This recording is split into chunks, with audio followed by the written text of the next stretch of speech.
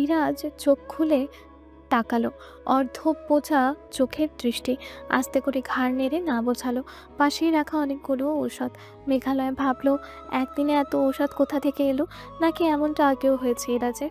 তখনই মনে পড়লো সেদিন বাবাই বলেছিল ইরাজের অ্যালার্জি আছে, আজ মামনিও তাই বলেছে। তবে তা জেনে শুনে ইরাজ বৃষ্টিতে ভিজলো কেন? অ্যালার্জি থাকলে তা অ্যাজমার সৃষ্টি হয়, আর এই কারণেই বৃষ্টির পানি ইরাজের সহ্য হয়নি, ঠান্ডা লেগে গিয়েছে পুরো শরীর, দাগ ত্বকের ওপর। মেঘালয়া শান্ত পরিশ্রান্ত চোখে কেবল অসুস্থ ইরাজের পানিই চেয়ে রইল। এই মানুষটি কত তর্জন গর্জন করে বেড়ায়, আশেপাশে থাকলেই মেঘালয়ার আতঙ্কে শেষ থাকে না। আজ কেমন স্তব্ধ দুর্বল শরীরে পড়ে রয়েছে। এক পর্যায়ে ইরাজের শরীর প্রচুর ঘামতে শুরু করে। ইরাজ ছটফট করতে শুরু করলো, কেমন ক্ষীণ স্বরে বলল, এসি অন কর, গরম আছে। মেঘালয়া আপত্তি জানায়। ঘামলে শরীর থেকে জ্বর কমে যাবে, শুয়ে থাকুন এভাবেই। প্রত্যুত্তরে ইরাজ নীরব রইল, ঘাড় ঘুরিয়ে চারিদিক কিছু খুঁজল। মেঘালয়া বুঝে ইরাজ কি খুঁজছে, আক্ষেপের স্বরে বলল, সব কিছুতে জিদ দেখে জিতে যাওয়া যায় না। এসির ঠান্ডা হাওয়ায় অসুখ বাড়লে ভোগান্তিটা কার হবে? ইরাজ কিছুক্ষণ নীরবে ছাদের দিকে অদ্ভুত দৃষ্টিতে চেয়ে রইল। নীরবতা ভেঙে গম্ভীর স্বরে বলল, এখানে বসে থাকার প্রয়োজন দেখছি না তোর, উঠে যা। মেঘালয়া নিরাশ মুখে তাকালো ইরাজের দিকে, তার দৃষ্টি উপরের দিকে। আস্তে করে উঠে গিয়ে ব্যালকনিতে দাঁড়ালো। ইরাজ এবার তাকালো সেখানে যেখানে মেঘালয়া বসেছিল এতক্ষণ। বুক ফুলিয়ে শ্বাস নিয়ে চোখ দুটো বুঝে নিল, মুখে মলিনতার ছাপ স্পষ্ট। রাত প্রায় 8টা। মেঘালয়া সোফার উপর বসে অগোছালো কাপড় ভাঁজ করতে বসেছে। মাঝে মধ্যে আর চোখে খেয়াল করছে অসুস্থ জেদি মানুষটিকে। ইরাজ ক্ষীণ আওয়াজে ডেকে ওঠে। তৎক্ষণাৎ মেঘালয়া তাকালো সেদিকে, চোখের ইশারায় জানালো, কি? উঠে গিয়ে কাছে দাঁড়ালো। ইরাজের অভিব্যক্তি শান্ত। দুটো ডিম সিদ্ধ করে নিয়ে আয়, পারিস তো? মেঘালয়া কপাল কুঁচকে তাকালো। এটা কে পারে না? সবসময় ক্ষুদ্ধারা ছুতো না খুঁজলে হয় না। মুখে কিছু বলল না, তবু কেবল মৃদু মাথা ঝাঁকালো। রান্নাঘরে যাওয়ার পথে ড্রয়িং রুমের সোফাতে আন্তারা খানমের সঙ্গে দেখা হলো। মেঘালয় মাথাটা ঝুঁকিয়ে রান্নাঘরে ঢুকে যায়। আন্তারাকে দেখতে বড়ই বিষণ্ণ আর অস্থির লাগছে। মেঘালয়কে রান্নাঘরে ঢুকতে দেখে কলিজার ভিতর পুড়ে উঠল যেন। ইরাজের ভয়ানক অ্যালার্জি আছে বৃষ্টির পানিতে, আগে কিছু সময়ও এমন হয়েছে। ইরাজ অ্যালার্জিজনিত ঠান্ডায় শ্বাস আটকে পড়ে থেকেছে, গ্যাস দেওয়ার মাধ্যমে শ্বাসকষ্ট রোধ হয়েছে। এইবার ঠান্ডার সঙ্গে ব্লাড প্রেশার লো। এমন হলে আন্তারা খানম ছেলেকে সিদ্ধ ডিম, গরম দুধ সহ আমিষ জাতীয় খাবার বানিয়ে বাচ্চা ছেলের মতো পেছনে ঘুরে ঘুরে খাওয়াতেন। ইরাজ বরাবরই দুধ খেতে চায় না, এত বড় হওয়ার পরেও দুধ নিয়ে ইরাজের পেছনে দৌড়াচ্ছেন তিনি।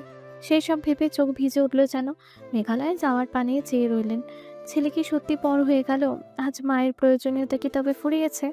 দেখাশোনা করার নতুন কেউ এসেছে তার পুত্ররত্নের জীবনে? আজ রাত রুমে মৃদু লাল আলো জ্বলছে। বাইরে খুব বেশি নয়, তবে হালকা হাওয়া বয়ে যাচ্ছে মাঝে মধ্যে, আর তাতে খোলা জানালার পর্দাগুলো নড়ে চড়ে উঠছে বারবার। মেঘালয়া সোফার উপর চিত হয়ে শুয়ে ঘাড় কাত করে উদাসীন চোখে দেখতে নিমগ্ন। চোখে ঘুম নেই, সে ঘুমানোর চেষ্টাও করছে না, বরং হাওয়ায় দুলতে থাকা ওই চঞ্চল পর্দার মাঝে কিছু খোঁজার চেষ্টায় রত সে। ইরাজকে রাত 11টার দিকে ওষুধ খাইয়ে শুইয়ে দেওয়া হয়েছে। অসুস্থ শরীর, সে নিশ্চয়ই ঘুমে আচ্ছন্ন? একদমই নয়, বরং সে মেঘালয়ার ঘুমিয়ে পড়া নিয়েই ভাবছে। ঘড়ির কাঁটা যখন রাত 1টা পার করতে অগ্রসর হয়, ইরাজ খেয়াল করে অনেকক্ষণ যাবৎ সব কিছু শান্ত একদম। নিশ্চয়ই মেঘালয়া শুয়ে পড়েছে। সে শোয়া থেকে আস্তে করে উঠে বসলো, না চাইতেও কেশে উঠল দুবার, সাথে সর্দি টেনে নিল। আধো অন্ধকার রুমে ধীর গতিতে চোখ ঘোরালো, মাথাটা কেমন চক্কর দিয়ে ওঠে এবার। মেঘালয়া ইরাজের কাশির শব্দে দ্রুত ঘাড় ঘুরিয়ে সেই দিকে তাকায়। তড়িঘড়ি উঠে বসলো, উঠে দাঁড়িয়ে আন্দাজ করে হেঁটে গিয়ে রুমের আলো জ্বালিয়ে দিল। দ্রুত পায়ে বিছানায় গিয়ে ইরাজের পাশে বসে উত্তেজিত কণ্ঠে শুধায়, খারাপ লাগছে আপনার? কেমন লাগছে? উঠে বসছেন কেন? কিছু লাগবে? ইরাজ হাত উঁচিয়ে ধরল। মেঘালয় থেমে যায়, ধীর স্থির স্বরে নিশ্চিত করে, বিশেষ কিছু হয়নি, তুই ঘুমাসনি? মেঘালয়া কেবল চেয়ে রয় ইরাজের ঘুরিয়ে রাখা শুকনো মুখের দিকে। করুণ চোখে অনিমেষ চেয়ে রইল কিছুক্ষণ, অতঃপর অদ্ভুত কণ্ঠে আবেশী গলায় প্রশ্ন করল, আপনার নীরবতা প্রতি মুহূর্তে পুড়িয়ে ফেলছে আমায়। অভিযোগগুলো চেপে কেন রেখেছেন? কিসের এই নিষ্ঠুর নীরবতা? মেঘালয়ার এই উত্তেজনায় ইরাজ ঠোঁট এলিয়ে মলিন হাসলো। ইশারা করলো বালিশটা পিঠের পেছনে দিতে, অতঃপর তাতে পিঠ থেকে আধা শোয়া হয়ে বসলো। সামনের দেয়ালে দৃষ্টি স্থির রেখে শান্ত স্বরে বলল, মানুষ নীরব হয়েছে কখন জানিস? ভাষাগুলো যখন আর্তনাদে পরিণত হয়। আর আর্তনাদ তো বুকের রক্তক্ষরণ, যা নিতান্তই ভেতর চিরে বয়ে যায় ভেতরে। তার লোকের সম্মুখে প্রকাশ করা নয় মেঘ। মেঘালয় সজল চোখে চেয়ে আছে এই নতুন ইরাজের দিকে, যে ইরাজকে সে এই মুহূর্তে আবিষ্কার করছে, যাকে আগে কখনো দেখেনি। ইরাজের বলা কথাগুলোর গভীরতা কি মেঘালয়ের বোধগম্য হলো? কে জানে। তবে মেঘালয় ঠোঁট বাঁকিয়ে সামান্য হাসলো। সে হাসিতে কি বিশাল ছড়ে পড়ল না? অভিমান জমেছে? নেই। ইরাজের এই সংক্ষিপ্ত জবাবে মেঘালয় যেন ছটফটিয়ে ওঠে। মুখটা নত করে বিষণ্ণ হাসলো একটু। হাসি মুখে জিজ্ঞেস করলো, তা ভালো। একটু থামলো, আবার জিজ্ঞেস করলো, কখনো ভালোবেসেছেন? দেয়ালের দিকে নজর থামিয়ে ভরাট গলায় জবাব দেয় ইরাজ। না। ঘৃণা করেছেন? করতে চেয়েছি, চাচ্ছি, তবে পারছি কতটুক তা অজানা। মেঘালয়া চোখ তুলে তাকালো। চোখের পলক ঝাপটে তা সন্তর্পণে নামিয়ে নিল নিচে। কিছু সময় চুপ রইল ইরাজ, চোখ বুঝে নেয়। হেলান দিয়ে শুয়ে রয় ওভাবেই। মেঘালয়া আবারও চোখ তুলে তাকায় ইরাজের দিকে। সে ইরাজকে বুঝিয়েও যেন বুঝে উঠছে না। সে যা ভাবতে চায় ইরাজের আচরণ তার উল্টোটা বলে সর্বদা। আজ অব্দি কখনোই ইরাজকে তার দিকে অনুরাগের নজরে তাকাতে দেখেনি মেঘালয়া। দীর্ঘশ্বাস ফেললো আস্তে করে, জিজ্ঞেস করলো, কাল বৃষ্টিতে ভিজেছিলেন কেন? মেঘ ভিজিয়েছে। মেঘ আপনাকে কতটা ভিজিয়েছে? যতটা ভিজলে বুকে হাহাকার আরো বেড়ে যায়। মেঘালয় অবাক চোখে তাকায়। এই ইরাজকে সে আসলেই গুলিয়ে ফেলেছে। ইরাজের সঙ্গে মিলছে না মোটেও। তবে তার বোঝাই ভুল হয়েছে বলে মনে হয় না। সে সঠিক বুঝেছে। সে জানতে পেরেছে ইরাজের ভেতরে লুকায়িত আর এক ইরাজকে। অজান্তেই খানিকটা পুলকিত বোধ করলো। সে অবাক হয় নিজের ভাবনার ওপর। চরম অপছন্দের মানুষটির তার সম্মুখে, যে মেঘালয়ের সঙ্গে কখনো ভালো আচরণ করেনি, মিষ্টি করে কথা বলেনি, সর্বদা কড়া শাসন করা আর খোঁচা দেওয়া কথা, নিদারুণ অপছন্দের পুরুষ। অথচ আজ সেই পুরুষের ভেতরে লুকায়িত ক্ষোভকে খানিকটা জানতে পেরে এত খুশি কেন লাগছে? মেঘকে ক্ষমা করবেন না? এই প্রশ্ন কেন উঠছে? ওঠা উচিত নয়। ইরাজ তাকালো মেঘালয়ের দিকে। মেঘালয় চোখ সরায় না, সাহস করে চেয়ে রইল ইরাজের চোখের দিকে। ইরাজ নিজেই নজর ঘুরিয়ে নেয়। অসুস্থ শরীরে তাচ্ছিল্য করে হেসে উঠল। দেখতে অদ্ভুত লাগে সেই হাসি। বিজ্ঞের মতো কথা বলছিস দেখছে। জটিল মানুষগুলোর সাথে এত কাছাকাছি বাস করলে কতদিন সরল আর নির্বোধ থাকা যায়? মেঘালয়ের কথা ইরাজ এক ভ্রু উঁচিয়ে তাকায়। বাহাব্বা দেওয়ার মতো করে ঠোঁট বাঁকালো সামান্য। তারপরে মুখটা কুঁচকে ডান হাতে বুক চেপে ধরলো। হাঁ করে জোরে টেনে নিঃশ্বাস নেওয়ার চেষ্টা করে। মেঘালয় ব্যস্ত হয়ে ওঠে, উত্তেজিত হয়ে কিছু বলতে উদ্যত হয়। ইরাজ থামিয়ে দিল। এভাবে নয়, এসব পোষায় না আমার। অতঃপর বুকের বাম পাশে আঙুল দ্বারা ইশারা করলো। এখানে ব্যথা লাগে, দৌড়েই ঠিক আছিস। মেঘালয় এই অসহায়ের মতো নির্বাক চোখে চেয়ে রইল এই কঠিন নির্দয় পুরুষটির দিকে। সে তার জবাব পেয়ে গেল যেন ইরাজের এই অভিব্যক্তির মাঝে মেঘকে ক্ষমা করা যায় না, একদমই না। মেঘালয় সোফায় এসে বসলো। ইরাজ বিছানা থেকে নেমে দাঁড়ানোর চেষ্টা করে। নেমে দাঁড়ালো, মাথাটা তাও টলমল করছে। শরীরের বিভিন্ন স্থানে জ্বলে যাচ্ছে চুলকানোর জন্য। গলাসহ ঠোঁটটাও কেমন শুকনো লাগলো। ওভাবেই পা ফেললো সামনে। কয়েক কদম এগোতেই মাথাটা চক্কর কেটে উঠল। পা ফসকে যায়। ইরাজের নিয়ন্ত্রণ হারায় দেখেন পড়ে যেতে নিয়ে হাতের চোট দিয়ে খাটের একপাশে চেপে ধরল। প্রায় বসে পড়ে ইরাজ। চোখ অন্ধকার হয়ে আসে। ওভাবেই নিচু হয়ে বসে রইল চোখ বন্ধ করে। ততক্ষণে মেঘালয় এসে বাহু চেপে ধরল তার। ইরাজ মেঝের ওপর বসে পড়ল এবার। মেঘালয় ঘাবড়ে যায়। কিছু সময় পর ইরাজ আস্তে করে মাথা তুলে তাকালো। মেঘালয় ইরাজের হাতের ভেতর নিজের হাত ঢুকিয়ে ইরাজের ভরটুকু নিল। ইরাজ কিছু না বলে উঠে দাঁড়ালো মেঘালয়কে অবলম্বন করে। মেঘালয়ের অতিরিক্ত ভার অনুভূত হয়। ইরাজের অত বড় শরীরে পুরো ভারটাই তার উপর পড়েছে, তবু ছাড়ল না। বুকটা হঠাৎই কেমন যেন করে ওঠে। আজ প্রথমবার মেঘালয় ইরাজের এত কাছাকাছি এসেছে। হৃৎপিণ্ডের ধূপকোহানি বেড়ে গেছে অনেকটা। ইরাজকে বাথরুমের দরজার সামনে নিয়ে গিয়ে ছেড়ে দিল। ইরাজ দেয়াল ধরে ধীর পায়ে হেঁটে ভেতরে যায়। মেঘালয়ের সঙ্গে সঙ্গে বুকটা চেপে ধরলো হাত দিয়ে। কিছু একটা অনুভূত হচ্ছে গাঢ়ভাবে, ওভাবেই দাঁড়িয়ে অপেক্ষারত রইল ইরাজের বের হওয়ার। 2 দিন কেটে গেছে এর মাঝে। ইরাজ এখন প্রায় সুস্থ, তবে ইমতিয়াজ সাহেব কড়া নিষেধাজ্ঞা জারি করেছেন, অন্তত সপ্তাহখানেক ইরাজ বাইরে বের হবে না। ইরাজকে এভাবে বললে সে বাইরে বের হওয়ার পর যা হয় তাই করতো অবশ্য। খ্যাতিমান ঘাড় তেরা বলে কথা। ইমতিয়াজ সাহেব ছেলের পাশে বসে মাথায় হাত বুলিয়ে আদুরে গলায় স্নেহ জানিয়ে গেছেন। ইরাজ বাবার ওপর বড়ই দুর্বল কিনা অগত্য মুক্তা ভোঁতা করে বিছানার উপর বালিশে হেলান দিয়ে ল্যাপটপ নিয়ে বসেছে। মেঘালয় সোফায় বসে বই নাড়াচাড়া করছে। একসময় পদার্থবিজ্ঞান দ্বিতীয় পত্র খুলে কিছু অঙ্ক কষায় মনোযোগ দিল। ইরাজ ল্যাপটপে কোনো জরুরি কাজ করছে তা নয়, সে মুভি ডাউনলোড করতে ব্যস্ত। আচমকা মেঘালয় এসে ধীর পায়ে দাঁড়ালো তার পাশে। টের পেয়েও সেদিকে তাকালো না ইরাজ। সে এক পা গুটিয়ে অপর পা লম্বা করে মেলে বসে আছে। সেখানে মেঘালয়ের বসার জায়গাটা অবশিষ্ট নেই। মেঘালয় দাঁড়িয়ে রইল, তবু ইরাজ পা সরালো না। মেঘালয় কঠিন কিছু বলতে চায়, আবারও থেমে গেল। ডাকলো, শুনুন। ইরাজ তাকালো না। কিছুক্ষণ পর জবাব দিল, শুনছি। পাটা সরিয়ে বসুন, আমি বসবো। তাতে আমার কি? মেঘালয় জবাব না দিয়ে ইরাজের পাটা সরিয়ে দিল। তবে মনে হলো ইরাজ নিজেই যেন সরিয়ে নিয়েছে, নয়তো মেঘালয়ের ক্ষমতা ছিল না ইরাজের পা সরিয়ে দেওয়ার। হাতে তার বই, খাতা, কলম। ইরাজ একবার তাকিয়ে দেখলো তা, অতঃপর প্রতিক্রিয়াহীন আবারও ল্যাপটপে মনোযোগ দিল। মেঘালয় বই খাতা মেলে বসলো ইরাজের সামনে। কিছু বলার প্রস্তুতি নিয়েও বলতে না পেরে রয়ে সয়ে ওভাবেই বসলো।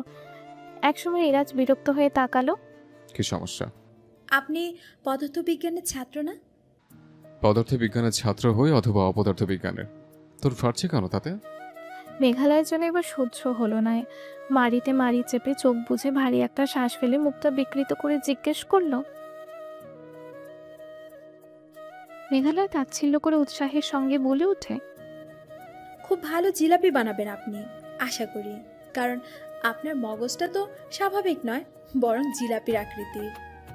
ইরাজ কপাল কুঁচকে জিজ্ঞাসা দৃষ্টিতে ঘাড় পাকায়। মেঘালয় শক্ত কণ্ঠে বলে, একটা সোজা কথাকে ঘুরিয়ে পেঁচিয়ে মশার কয়েল বানিয়ে ফেললেন। এরকম জঘন্য মেধা আমদানি করেন কোথা থেকে? ইরাজ শান্ত চোখে চেয়ে শীতল জবাব দেয়, শুধু ভালো জিলাপি বানানোই না, উন্নত মানের থাপ্পড়ও মারতে পারি আমি। নিশ্চয়ই, তা অন্তত আমার অজানা নয়। ফ্যাচ ফ্যাচ না করে কাছে কথা থাকলে বল, নতি বিদায় হ। মেঘালয় কপাল জড়িয়ে ফেলল। একটু অসুস্থ হয়েছে কিনা নিজস্ব রূপে ফিরে এসেছে। হা, বইয়ের নির্দিষ্ট পৃষ্ঠার মাঝে আঙুল দিয়ে রেখেছিল, তা খুলে মেলে ধরলো বিছানার ওপর। ইরাজ ভ্রুকুচকে তাকিয়ে দেখছে কেবল। মেঘালয়া বইয়ের দিকে তাকিয়ে ঠোঁটে জিহ্বা চালিয়ে ঠোঁট ভিজিয়ে নেয়। এই সূত্রটা বুঝিয়ে দিন। ইরাজের জড়িয়ে থাকা ভ্রু আরো খানিকটা কুচকে গেল। আমাকে তুই বিনামূল্যে একের ভেতর সব সমস্যার সমাধান পেয়েছিস? জি না। আর কিছু বলতে দিল না। ইরাজ নিজেই বলে উঠল, একাডেমিকে কি করেছিস?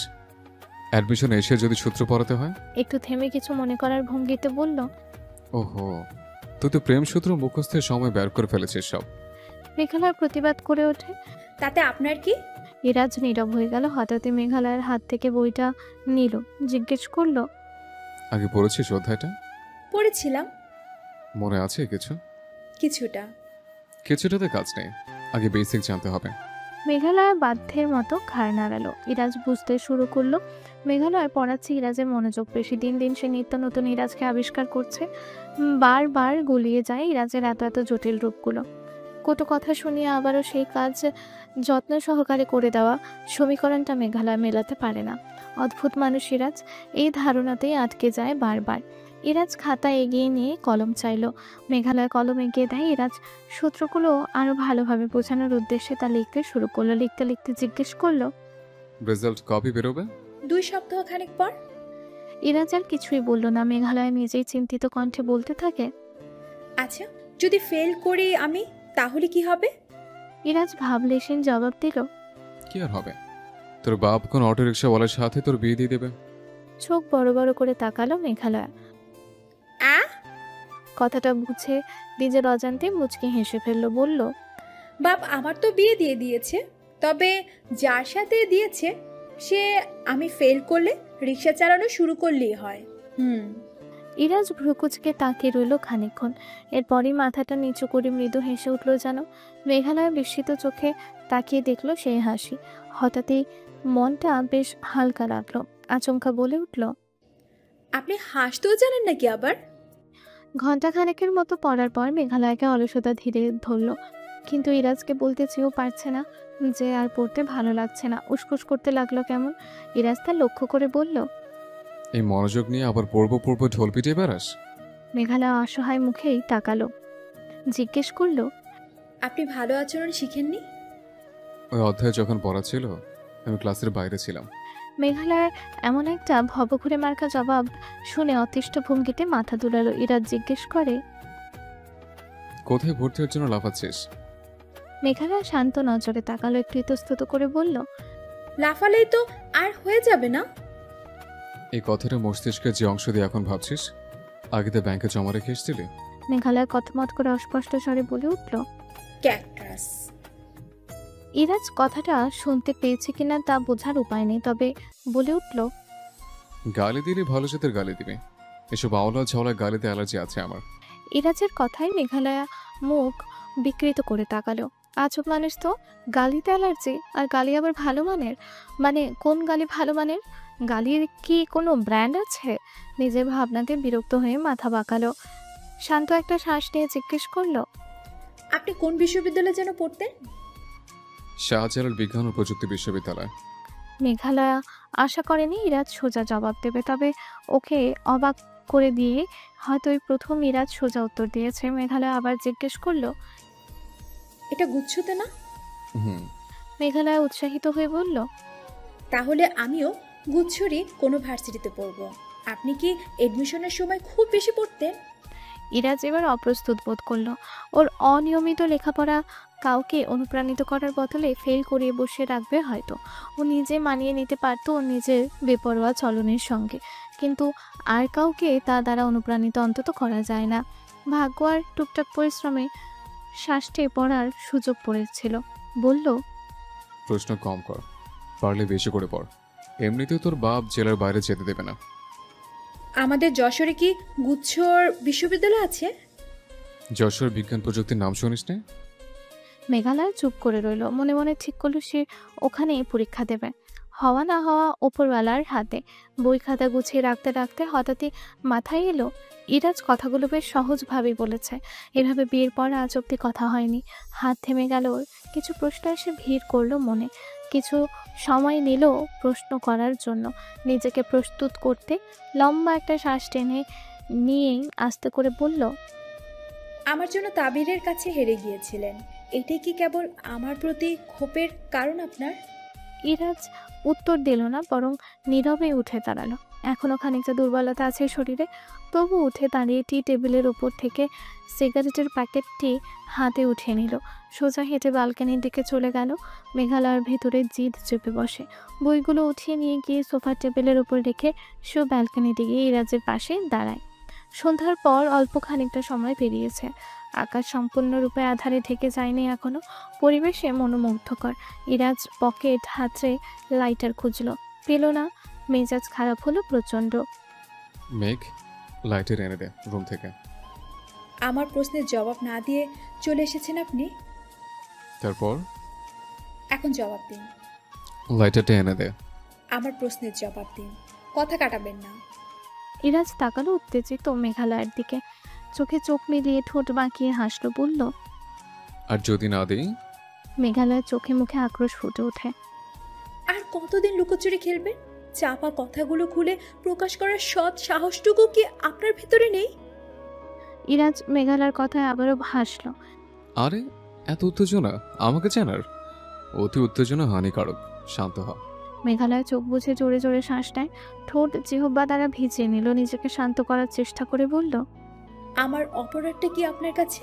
আপনার কি মনে হয় আপনার চোখের অবহেলাগুলো বুঝি না আমি? বিয়ের পর থেকে আজ অবধি প্রতি মুহূর্তে যে পরিমাণ লাঞ্ছনা আমি গিলে ফেলেছি ভিতরে, নিতান্তই এক আত্মমর্যাদাহীন আবর্জনাতে পরিণত হয়েছি নিজের কাছে। তবুও প্রতি মুহূর্তে নিজেকে সান্ত্বনা দিয়ে যাচ্ছি। আমার ভুলের প্রায়শ্চিত্ত এগুলো। তবে আজকাল কি মনে হয় জানেন, আমার ভুলের চেয়ে মাসুল আমি অনেক গুণ বেশি গুণে ফেলেছি। আমি ভুল যত বড় না করেছিলাম, আপনারা সকলে মিলে শাস্তির তার চেয়ে অনেকাংশ বেশি দিয়ে ফেলেছেন। এবার না হয় জবাব দিন। ইরাজ আকাশের দিকে মুখ তুলেছে, শুনল মেঘালয়ের অভিযোগী ক্ষোভগুলো, হালকা হাসলো। আস্তে আস্তে হাসি মিলিয়ে গিয়ে মুখটা বড্ড হিংস্র হয়ে উঠল। দাঁতে দাঁত পিষে মেঘালয়ের দিকে তাকায়। শাস্তি তুই দিসনি আমায়? যখন শুনেছিলাম বাড়ি ছেড়ে পালিয়েছিস অন্য কারোর সঙ্গে, এবং তোকে উদ্ধারও আমার করতে যেতে হবে। তোকে ত্যাগ করেছি সেই মুহূর্তে। আর এতদিনের জমানো মসৃণ অনুভূতিতে ত্যাগের ধারালো আঘাত আমায় যা ক্ষতবিক্ষত করেছিল, তার দাগগুলো আজও থকথকে ঘা হয়ে গেছে। প্রতিক্ষণে জ্বলে পড়ে যায়, রক্তাক্ত হয়ে ওঠে বুকটা। তোকে দেখলেও সেই ক্ষততে খোঁচা লাগে। সে তুই আমার তো হয়েছিস, তবে আমার অনুভূতিকে ছিন্ন ভিন্ন করার পর তুই যতক্ষণ চোখের সামনে থাকিস না, বুকের জ্বালা দমে থাকে। সামনে আসলে ধিক ধিক করে জ্বলে ওঠে। কথাগুলো বলে আচমকা শান্ত হয়ে উঠল ইরাজ। পরক্ষণে মুহূর্তে অদ্ভুত হেসে শ্লেষের সঙ্গে বলল, তুই তো ভুল করে মশল গুনছিস। আমি কিসের উত্তাপে পুরো মরছি প্রতিক্ষণে?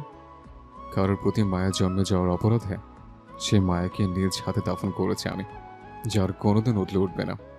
শেষের কথাগুলোতে তীব্র ঘৃণা প্রকাশ পেল ইরাজের কণ্ঠে। মেঘালয়া তাকিয়ে রইল কেবল, জবাব দিল না। ইরাজ এবার ঠোঁটটা আবারও খানিকটা প্রসারিত করে হাসল। হাসির মাঝে কত শত লুকায়িত যন্ত্রণা ঝরে পড়ছে যেন। মেঘালয়ও খোলা আকাশের দিকে দৃষ্টিপাত করে অদ্ভুত গলায় অবাঞ্ছিত এক প্রশ্ন করে বসল। ভালোবাসেন বলতে পারেননি কেন? ইরাজ যেন অবাক হলো না এমন একটা প্রশ্ন, মৃদু হেসে বলল, যতদিনে বলবো তার আগে দেখলাম আমার মেঘের বর্ষণে অন্য কেউ ভিজে উঠেছে। তারপর থেকে আর কোনোদিন নিজের কাছেও স্বীকার করিনি ওই মূর্খ মেঘকে আমি কোনোদিন ভালোবেসেছি। মেঘালয় টলমল চোখে ঘুরে তাকালো ইরাজের দিকে, চোখের পানিকে ছাপিয়ে ঠোঁটে হাসল। অথচ সেই মূর্খতার পরিণাম হিসেবে মেঘকে পোড়াতে এত আয়োজন আপনার। এটা কি ভালোবাসা বলবেন আপনি, যেখানে ভালোবাসার চেয়ে ক্ষোভকে বেশি প্রাধান্য দেওয়া হয়েছে? আপনার জিদ, অভিযোগ আর যন্ত্রণাগুলো আপনার কাছে এতটাই প্রাধান্য পেয়েছে, আপনি সবটা ভুলিয়ে দিয়েছেন। মায়া, ভালোবাসা কিছু অবশিষ্ট নেই। আমার ঘৃণা ভালোবাসা যে বেশি সীমাহীন, আমার ত্যাগের ক্ষমতাকে এড়িয়ে চলা যে কারোর জন্য সাধ্যহীন। ত্যাগ আপনার? সেই ত্যাগের তাপে ঝলসে গেছি আমি। সুখে ত্যাগ করিনি, একসময় ছুতে চাওয়ার মতো মনস্তাত্ত্বিক অপরাধের দাম পরিশোধ করে মূল্য চুকিয়ে তারপর ত্যাগ করেছে। ত্যাগের মূল্য কি ছিল? মেঘকে জীবনে নিজের করে পেতে না চাওয়ার জেদ। অথচ শালার ভাগ্যকে এড়িয়ে যেতে পারলাম কই?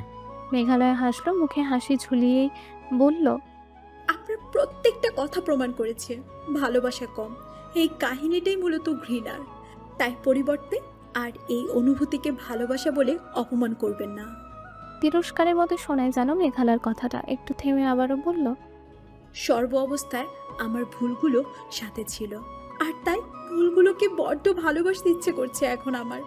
সকলে মিলে যখন আমায় শাস্তি দিতে ব্যস্ত ছিল, তখন ভুলগুলো ছাড়া আমার বলতে আর কিচ্ছু পাশে পাইনি। আর দাঁড়ালো না মেঘালয়া এক মুহূর্ত। রুমে চলে গেল বিষণ্ণ পা ফেলে। ইরাজ রয়ে গেল একা। আকাশের বুক থেকে দৃষ্টি সরিয়ে দৃষ্টিপাত করলো মেঘালয়া যেখানে দাঁড়িয়েছিল। আচমকা ভাবনা এলো, সত্যি কি ইরাজ ভালোবাসার চেয়ে যন্ত্রণাগুলোকে বেশি প্রাধান্য দিয়েছে? অভিযোগগুলোকে ভালোবাসার মাঝখানে এনে ভালোবাসাকে ক্ষয় করে ফেলেছে? নিজের ভাবনায় নিজেই পেঁচিয়ে যায় যেন, দোটানায় ডুবে গেল। মেঘালয়ার বলে যাওয়া কথাগুলো মস্তিষ্কে চক্রাকারে ঘুরতে থাকলো। নিজেই নিজেকে বোঝালো, ইরাজ তো এমনই, তার যন্ত্রণাগুলো তার জন্য স্মরণীয়, তা সে ভুলতে চায় না, আর না চায় যন্ত্রণা দাতাকে মাফ করতে। ইরাজ শেখে নিয়ে এসব। সে বিশ্বাস করে যে একবার ব্যথা দিতে পারে, তার কাছে বারবার ব্যথা প্রান্তির আশা রাখাই যায়। তাদের কোনো ক্ষমা নেই ইরাজের কাছে। নিজের ভাবনাগুলো আর অনুভূতিতে ঠিক মেলাতে পারল না। ভেতরটা অশান্ত হয়ে উঠল মুহূর্তেই। তড়িঘড়ি চারপাশে তাকালো, কিছু মনে পড়তে পেছনে ফিরে তাকালো। ব্যালকনির দেয়ালে ছোট ছোট তাকের মতো কাঠ দ্বারা শোপিস রাখা ছোট আসবাব বানানো হয়েছে। সেখানে একটি তাকের মাঝে দিশলাইয়ের বক্স রাখা আছে। সিগারেটটা টান দিয়ে ধোঁয়াটুকু মুখের ভেতর চেপে রাখলো কিছু সময়। ভেতরটা অস্থির যন্ত্রণায় ঘিরে ধরেছে ক্রমশ। ওপরে মুখ তুলে ধোঁয়ার কুণ্ডলি ছাড়লো, তা এলোমেলো মেঘের মতো ছড়িয়ে পড়ে বাতাসে। সেদিকে চেয়ে কেসে উঠল কয়েকবার, থামলো না। সিগারেটটা আবারও মুখে পুরে নিল। মনের অগোছালো ব্যথাগুলোকে শান্ত করতে সিগারেটের বিকল্প নেই বলেই ধারণা ইরাজের। সকাল সকাল উঠে মেঘালয় ফ্রেশ হয়ে বারান্দায় গিয়ে দাঁড়ালো। সকাল 7টা বাজে ঘড়িতে। আজকে সূর্যের তেজ তুলনামূলক কম মনে হলো, এখনো তেমন ঝাঁঝালো হয়ে ওঠেনি। সকালের নির্মল বাতাসে দীর্ঘ এক শ্বাস টেনে নিল মেঘালয়া। জীবনটাকে আজকাল একদম ভালো লাগে না তার। এই ছোট জীবনে কিছুদিনের ব্যবধানে তার সঙ্গে বহু তিক্ত ঘটনা ঘটে গেছে, যা ছিল তার জন্য সম্পূর্ণ ভাবনাতীত। একটা ভুল তাকে বাস্তবতার দ্বার প্রান্তে এনে দাঁড় করিয়ে দিল। সে মোটেও এত তাড়াতাড়ি এত বড় আর বুদ্ধিমতী হয়ে উঠতে চায়নি। তার সেই চঞ্চলতা, আহ্লাদ, আত্মমর্যাদা বোধ সবই কেমন বাস্তবতার সংস্পর্শে জ্বলে ছাই হয়ে গেল। সে কতটা নিচু হয়ে উঠেছে সকলের চোখে, তাতে কি বিশেষ কোনো লাভ হয়েছে? সে ভেবেছিল এভাবে নিজের ভুলটা মেনে নিয়ে চুপ থাকলে হয়তো সকলের মন গলবে, তাকে সকলে আবারও গ্রহণ করে নেবে। ভুল এই ভাবনাটা ভেঙে দিয়েছে সকলে। সে এমনিতেও তাদের সম্মুখে খারাপ আর ভালো হওয়ার চেষ্টাও করবে না। ইরাজের কথা মনে পড়ল। আপন মনে তার ছেলের হাসি হাসল মেঘালয়া। ভালোবাসা, ইরাজ যেটাকে ভালোবাসা বলে, যেখানে তিক্ততা আর কিছুই নেই। মেঘালয়া নিজের জন্য কিছু করতে চায়, নিজেকে সে আত্মনির্ভর হিসেবে দেখাতে চায়, যাতে সে প্রতিনিয়ত হাজারটা ভুল করে গেলেও কেউ যাতে তাকে নিচু চোখে দেখে অবহেলা না করার সুযোগ পায়। সে করবে, আরও ভুল করবে, বারবার ভুল করবে। সে দেখতে চায় সকলে এবার কি করে। ভয়ানক এক জিদের অঙ্গীকার করে বসলো মেঘালয়া নিজের সঙ্গে। বারান্দা থেকে চলে এলো। রুম থেকে বেরোনোর সময় ভুলেও একবার তাকালো না বিছানায় শায়িত ঘুমন্ত ইরাজের দিকে। মুখভঙ্গি কঠিন তার। সেই বাচ্চা সুলভ মেঘালয়ায় যে ওইটা, তা চেনার উপায় নেই এই মেঘালয়াকে দেখে। রান্নাঘরে এসে দাঁড়ালো আস্তে করে। আন্তরা খানম এখনো আসেনি সেখানে। আয়েশা কাটাকুটি করছে। সে নিঃশব্দে রান্নাঘরে প্রবেশ করে ছোট একটি পাত্র হাতে নিল। আয়েশা ব্যস্ত হয়ে বলল, ভাবিমণি, আপনার কি লাগবো? আমারে কন, আমি কইরা দেই। প্রয়োজন নেই, নিজের কাজ করুন, আমি করে নিচ্ছি। আয়েশা আর কিছু বলতে পারল না। মেঘালয় আপন মনে 2 কাপ কফি বানিয়ে নিল। তা কফি মগে ঠেলে ট্রেতে তুলে রান্নাঘর থেকে বের হবার মুহূর্তে আন্তারা খানম আসলেন সেখানে। মেঘালয় তাকালো না সেই দিকে। নির্বিকার চিত্তে ট্রে নিয়ে তাকে পাশ কাটিয়ে বেরিয়ে গেল রান্নাঘর থেকে। আন্তরা খানম লক্ষ্য করলেন মেঘালয়ের মুখে স্পষ্ট তিক্ততা। মেঘালয় ইমতিয়াজ সাহেবের রুমের বারান্দায় এসে দাঁড়ালো ইমতিয়াজ সাহেবের সম্মুখে। তিনি বসে আছেন ল্যাপটপে কোলে, পাশেই খবরের কাগজ। হয়তো খবরের কাগজে ওয়ালা মাত্রই দিয়ে গেছে, তা ওভাবে পাশে রেখে ল্যাপটপ নিয়ে বসেছেন তিনি। মেঘালয়া উপস্থিতিতে চমকে তাকালেন সেদিকে। ওকে দেখে সুন্দর এক হাসি দিয়ে বললেন, আরে আম্মাজান, যে এত সকালে ঘুম ভেঙেছে আজ, ব্যাপার কি? প্রতিদিন তো দেখাই পায় না। আজ থেকে পাবে, তাও তোমার কফি। কফির মগ হাতে তুলে দিল মেঘালয়া। তা হাসি মুখে নিলেন ইমতিয়াজ সাহেব। কফিতে চুমুক দিতে দিতে ইশারা করলেন মেঘালয়াকে সামনে মোড়ায় বসতে। শরীর কেমন যাচ্ছে তোমার বাবাই? আলহামদুলিল্লাহ, ভালোই যাচ্ছে রে মা। তবে একটুতেই খুব ক্লান্ত হয়ে উঠি আজকাল, বুঝলি? আমার বাদর কি করছে? নিশ্চয়ই চিৎ পটাং হয়ে পড়ে আছে। তার হাতে কাজ বাজ দিয়েছি, নাতনি নাতনি নিয়ে অবসরে যাব, তার হয়ে উঠছে না বলেই আরও অসুস্থ হয়ে যাচ্ছে দিন দিন। শেষের কথাটা বেশ ঢং করে বললেন ইমতিয়াজ সাহেব। মেঘালয়া মাথা নত করে হাসল।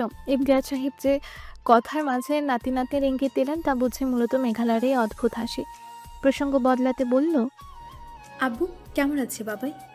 তোর আব্বু আজকাল খুব অলস হয়ে গেছে রে। আমি তার জন্য অপেক্ষায় তৃষ্ণার্ত প্রেমিকের মতো বিরহে ডুবে মরি, তার পাত্তা নেই। কল দিলে বলে আজ একা চালিয়ে নিয়ে পরে টুরে দেখব। মেঘালয় এমন একটা কথা শুনে চোখ বড় বড় করে তাকালো। তা দেখে ইমতিয়াজ সাহেব শব্দ করে হাসলেন, বললেন, তোরাই শুধু পারিস। আমি আর হেলাল বয়সকালে কতমের বেগের খাবার চুরি করে খেয়েছে। কতমের গায়ে ব্যাং ছুঁড়ে দে ছুট, সে মেয়ে ব্যাং দেখে পালাবে নাকি আমাদের তারা করবে। এ পর্যায়ে মেঘালয়ের হাসতে হাসতে দম বন্ধ অবস্থা। ইমতিয়াজ সাহেব মুগ্ধ হয়ে দেখলেন মনে হলো সেই ছোট্ট মেঘালয় খিলখিলিয়ে হাসছে যেন। আস্তে করে বললেন, মাশা আল্লাহ। তা বোধহয় কানে গেল মেঘালয়ের। হাসি থামিয়ে অদ্ভুত দৃষ্টিতে তাকালো। ইমতিয়াজ সাহেব শান্ত স্বরে বললেন, থামলি কেন মেঘা? কতদিন পর তোর খিলখিল হাসির রব শুনলাম। হাসতে ভুলিস না মা। হাসিই তো একমাত্র বস্তু যা মানুষকে বাঁচিয়ে রাখে, অমর করে। যে হাসতে ভুলে যায় সে তো দুনিয়া থেকে মুছে যায় রে মা। মেঘা, মেঘালয়ের চোখটা কি সিক্ত হয়ে উঠল না? সে দ্রুত মাথা নত করে নিল।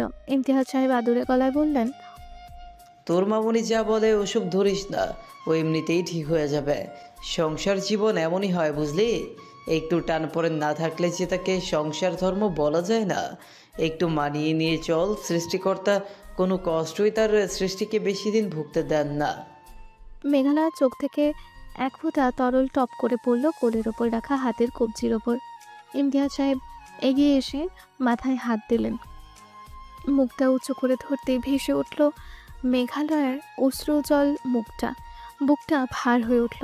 যত্ন করে নিজের হাতে চোখের জল মুছে দিলেন তিনি। মেঘালয় যেন আরও সায় পেয়ে গেল, ডুকরে কেঁদে উঠল আবারও। এবার এক হাতে আগলে নিলেন ইমতিয়াজ সাহেব মেঘালয়কে। অপর হাত মেঘালয়ের মাথায় রেখে বিলি কাটতে কাটতে বললেন, কি হয়েছে রে পাগলি? আব্বুর কথা মনে পড়ছে? যাবি? নিয়ে যাব? মেঘালয় মুখ তুলে চাইল, কান্না ভেজা কণ্ঠে বলল, বাবাই, আমি যে ভুলটা করেছিলাম তার শাস্তি ফুরাচ্ছে না কেন? আর কত সহ্য করলে এই ভুল আমার পিছু ছাড়বে বলো তো? বোকা মেয়ে, কে বলেছে এসব ভুলের শাস্তি? তুই যা করেছিস, তোর বয়সের মানুষ তার চেয়ে বড় বড় ভুল এমনকি পাপ করে বসে। তোর সঙ্গে যা হচ্ছে তাকে ভুলের শাস্তি ভাবছিস নিজের বোকামিতে। জীবনে অনেক এমন যন্ত্রণা ভোগ করতে হয় যার জন্য কোনো ভুলের প্রয়োজন হয় না। জীবন বড়ই বৈচিত্র্য রে মা। জীবনকে ব্যাখ্যা করা যায় না, আর না যায় পরিকল্পনা মাফিক পরিচালনা করা। বরং জীবন আমাদের যেভাবে পরিচালনা করে সেভাবেই চলা ছাড়া উপায় থাকে না। হেলাল তোকে বড় আহ্লাদে মানুষ করেছে, দুনিয়ার জটিলতা থেকে বাঁচিয়ে নিজের কাছে আগলে রেখেছিল, তাই এইসব নতুন মনে হচ্ছে। অথচ সকলের জীবনেই এমন টানাপোড়েন রয়ে যায় আজীবন, সেখানে ভুলের প্রয়োজন নেই। কথাগুলো শুনতে শুনতে মেঘালয়ের ভেতরে অদ্ভুত এক সান্ত্বনা চলে এলো। তবে ইমতিয়াজ সাহেবের মুখের দিকে তাকিয়ে বড় মায়া অনুভূত হলো। মানুষটা আসলেই অমায়িক। এও যে বাপ, মেঘালয়ের আরেক বাপ ওর বাবাই। ইমতিয়াজ সাহেব ধমকে উঠলেন, আবার কাঁদছিস? কিছু বলছি না বলে স্পর্ধা বেড়েছে? চোখ মুছে ফেল, নয়তো নিয়ে গিয়ে শিশু তো স্কুলে ভর্তি করে দিয়ে আসবো। এত বড় মেয়ে এভাবে ঠোঁট ফুলিয়ে কাঁদে? মেঘালয় জানে বাবাই ওর মন ভালো করতে এসব বলছে। চোখে পানি নিয়ে ঠোঁটে হাসি হেসে ফেলল। সঙ্গে হাসলেন ইমতিয়াজ সাহেব। মেঘালয়ের গুমোট হয়ে থাকা মনটা আচমকা বড় হালকা লাগে। এতক্ষণে কি কফি নিশ্চয় ঠান্ডা হয়ে গিয়েছে দুজনার। রাত প্রায় 10:30। ইয়াজ এখনও বাড়ি ফেরেনি। মেঘালয়ের তা নিয়ে বিশেষ কোনো আগ্রহ নেই। সে নিজের মতো আধা শোয়া হয়ে বসে পড়েছে। বেশ কিছুক্ষণ পর প্রায় 11টার দিকে ইরাজ আসলো। মেঘালয় ইরাজের উপস্থিতি টের পেয়েও তাকালো না সেই দিকে। ইরাজ পরনের কাপড় পরিবর্তন করে ওয়াশরুমে ঢুকে ফ্রেশ হয়ে একেবারে বের হলো। মেঘালয়ের দিকে চোখ তুলে একবার তাকিয়ে দেখলো সে পড়ায় মগ্নতা দেখাচ্ছে। জিজ্ঞেস করলো, তো রেজাল্ট কবে দিবে? মেঘালয় আচমকা ইরাজের এমন ভরা গলা শুনে সামান্য চমকে তাকালো। যদিও চমকিত ভাবটা তার মুখে প্রকাশ পায়নি। আস্তে করে সংক্ষেপে জবাব দিল, আগামী পরশু। ইরাজ আর বাক্য খরচ না করে বেরিয়ে গেল রুম থেকে। আজ প্রায় সপ্তাহখানেক পর তাদের এই দুটো কথা হলো। মেঘালয় ছোট একটা শ্বাস ফেলে পড়ায় মনোযোগী হওয়ার চেষ্টা করে। খাবার টেবিলে ইমতিয়াজ সাহেব দেখলেন তারা তিনজন থাকলেও মেঘালয় নেই। এদের দুজনের মাঝে কেউ যে ডাকতে যাবে না তা তিনিই জানেন। তা ভেবে খুব একটা ভালো লাগলো না। তিনি গলা উঁচিয়ে ডাকলেন মেঘালয়কে। মেঘা, ও মেঘা, নিচে আয় তো। মেঘালয়ের কানে গেল মৃদু আকারে সেই ডাক। সে বুঝলো বাবাই কেন ডাকছে। সেও চেঁচিয়ে জবাব দেয়, ক্ষুধা নেই বাবাই, তোমরা খেয়ে নাও, আমি পড়ছি। ইমতিয়াজ সাহেব এবার গম্ভীর হয়ে বললেন, খেতে রাখছি না, তুই শুনে যা। বিরক্ত হয়ে বই খাতা রেখে উঠে পড়ল মেঘালয়। সিঁড়ির অর্ধেক অব্দি নেমে বলল, কি হয়েছে বাবাই? এদিকে আয় বলছি। মেঘালয় অলস ভঙ্গিতে নেমে এসে টেবিলের কাছে দাঁড়ালো। ইমতিয়াজ সাহেব চেয়ার দেখিয়ে বললেন, বস এখানে। বাবাই, বসতে বললাম তো। অগত্যা বসে পড়ল মেঘালয়। আন্তরার মনে হয় এই ব্যাপারটা খুব একটা ভালো লাগলো না। দাদার মুখ দেখে বেশ বোঝা যাচ্ছে। মেঘালয় নিজেই নিজের প্লেটে খাবার তুলে নিল। তরকারির পাত্রটি মেঘালয়ের কাছে রাখা। খেতে খেতে ইরাজ তরকারি নেওয়ার উদ্দেশ্যে মেঘালয়কে বলল। তরকারি তুলে দে তো। মেঘালয় ইরাজের কথায় পাত্তা না দিয়ে বরং আন্তরা খানমের দিকে তাকালো। আশানুরূপ সে মুখটি গোমড়া করে আর চোখে তাকিয়ে আছে। মেঘালয় ঠোঁট বাঁকিয়ে তার ছেলের হাসি হাসলো। ইরাজকে উদ্দেশ্য করে বলল, আমার কাছে নয়, মামুনির কাছে যান। তার ছেলে আপনি, এবং বাড়ি করতে সে। মেঘালয়ের কথায় ইরাজ কোনো প্রতিক্রিয়া না দেখালেও আন্তরা খানম কেমন করে যেন তাকালেন। মেঘালয় তা দেখে হেসে বলল, মামুনি, তুমি শুধু শুধু ছেলেকে হারানোর চিন্তায় কাহিল হয়ে পড়েছ। ভেগে যাব না তাকে নিয়ে, চান্সও নেই। মামুনি, বিশ্বাস করো, তোমার ছেলের সঙ্গে আমার সম্পর্ক সেই রকমই নয় যেমনটা রাস্তায় পরিচিত কারোর সাথে হয়। তুমি শুধু শুধু এইসব সস্তা ভাবনা আর আচরণ দিয়ে নিজেকে তথাকথিত সকল মূর্খ শাশুড়ির মতো বানিয়ে তুলছ। তোমার কাছে যদিও এমনটা আশা ছিল না, তবে কি আর করার। তুমি যদি শাশুড়ি হয়ে ওঠো, আমারও বৌমা হয়ে উঠতে বেশি সময় লাগবে না। তুমি শেখাবে আচরণ, আমি শিখব। যাই হোক, নাও, ছেলেকে নিজের হাতে খাওয়াও। ওসব দায়িত্ব পালন, এমনকি সংসারে কোনো বিশেষ আগ্রহ নেই আমার। আন্তরা খানম মেঘালয়ের মুখের কথাগুলো শুনে কোনো রকম প্রতিক্রিয়া দেখাতেই ভুলে গেলেন। কেবল বিস্মিত চোখে চেয়ে রইলেন মেঘালয়ের দিকে। আরও অবাক হলেন যখন দেখলেন মেঘালয়ের করা এইরকম নীরব অপমানের পরিপ্রেক্ষিতে ইরাজ বা ওর বাবা কোনো রকম কিছুই বলেনি, বরং স্বাভাবিকভাবে বসে আছে। ইমতিয়াজ সাহেব খাচ্ছেন আর ইরাজ তরকারির অপেক্ষায় গম্ভীর মুখে বসেই আছে। রুমে এসে ইরাজ বসলো বিছানার ওপর। মেঘালয় তার আগেই চলে এসেছে। খানিক বাদে মেঘালয়কে ডেকে উঠল। মেঘ, মেঘালয় বই থেকে মুখ না তুলে জবাব দিল, হুম। কয় জ্বালিয়েছিস? মেঘালয় তাকালো একবার, আবার নিচের দিকে চোখ ফিরিয়ে নিয়ে জবাব দিল, হুম। কেন? মশার কয়েল কেন জ্বালানো হয়? তোকে প্রশ্ন করতে বলেছে নাকি উত্তর চেয়েছে? আপনার এরকম যুক্তিহীন প্রশ্নের কোনো জবাব নেই আমার কাছে। নিভিয়ে দে এক্ষুনি। মেঘালয় আর রেগে উঠল। চোখ বুঝে রাগ নিয়ন্ত্রণ করার চেষ্টা করে বলল, কি সমস্যা আপনার? ইরাজ চোখ ছোট ছোট করে তাকায়। মেঘালয় চোয়াল শক্ত করে চেয়ে আছে। ইরাজ খোঁচা মেরে বলল, গরিবের মেয়ে হলেও তাও না হয় বলতাম, বাপের বাড়ি এসে নেই, তুই কি করে বুঝবি? এসে চলা অবস্থায় কল জ্বালালে ধোঁয়াগুলো সব নাকে মুখে ঢোকে। আজরাল সামনে এসে হাজির হওয়ার আশঙ্কা থাকে। বালটা, অ্যালার্জি আছে আমার, এক্ষুনি কাশি শুরু হবে, ফেলে দে কয়েল। শেষের কথাটা এত জোরে ধমকে বলেছে ইরাজ বন্ধ ঘরে বেজে উঠল চারিদিকে। মেঘালয় কিছুক্ষণ অদ্ভুত দৃষ্টিতে চেয়ে রইল ইরাজের দিকে। শান্ত স্বরে বলল, সিগারেটের পাচা পাচা ধোঁয়া গিলে হজম করে ফেলছেন অলওয়েজ। কয়েলের ধোঁয়া ইন্তেকাল হয়ে যাবে আপনার। ইরাজ ভ্রুকুচকে তাকালো, আবারও মুখটা স্বাভাবিক করে জিজ্ঞেস করলো, অ্যারোসল নেই? থাকলে কয়েল জ্বালিয়ে আপনার সাথে এই মধুর আলাপন করার শখ ছিল না আমার। বলেই মেঘালয় উঠে গিয়ে কয়েলের চলন্ত পাশের কিছুটা ভেঙে নিয়ে বারান্দায় গিয়ে সেটা ফেলে দিয়ে এসে আবারও পড়তে বসলো। প্রায় আধা ঘন্টা পার হয়েছে মেঘালয় পড়তে বসেছে। ইরাজ শুয়েছে কিছুক্ষণ আগে, তবে ঘুম তাকে ধরাই দিচ্ছে না। এপাশ ওপাশ করে কেটে গেছে এতক্ষণ। অতিষ্ঠ হয়ে উঠে বসলো, সোফার দিকে তাকালো। মেঘালয় পড়ছে, ডাকলো। মেঘ। মেঘালয় বিরক্ত হয়ে তাকায়। রুমে মৃদু আলো জ্বলছে। মেঘালয় টেবিল ল্যাম্পের আলোতেই পড়ছে। তাই মেঘালয় যে ফিরে তাকিয়েছে তা বোঝা গেল। মেঘালয়ের বিরক্তি পড়া চেহারা হয়তো টের পাওয়া গেল না। কল জ্বালিয়ে দে। মুহূর্তের মধ্যে ক্ষেপে উঠল মেঘালয় এমন একটা কথা শুনে। কপালে ভাঁজ পড়ল তার, তাতে দাঁত পিষে বলল, এই বন্ধ করে এখন মরবেন না আপনি? ইরাজ ভাবলেশীন জবাব দেয়, মরলেও ঘুমিয়ে মরা ভালো, ঘুমোতে না পারলে এমনিতে অসুস্থ হয়ে মরে যাব। কথা কম বল, কল জ্বালিয়ে দে। পারবো না।